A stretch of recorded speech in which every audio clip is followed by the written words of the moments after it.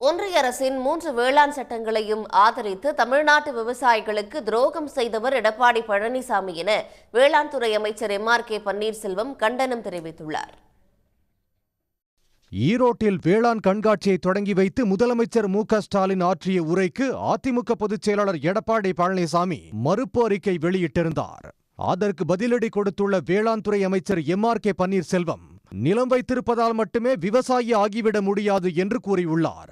உழவர்கள் வாழ்வை மேம்படுத்த வேண்டும் என்ற நல்ல மனம் வேண்டும் எனவும் மனதில் அழுக்கை வைத்துள்ள எடப்பாடி பழனிசாமி என்றென்றைக்கும் உலகுக்கே உயிரூட்டும் உழவர் ஆகிவிட முடியாது என்றும் விமர்சித்துள்ளார்.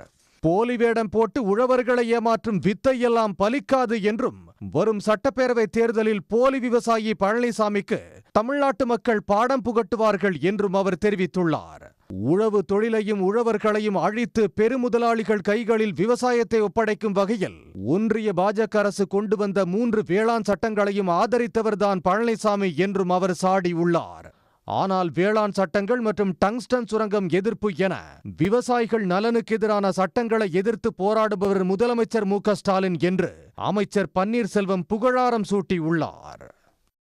உடனுக்குடன் செய்திகளை தெரிந்து கொள்ள சன் நியூஸ் பெல் ஐகானை கிளிக் பண்ணுங்க.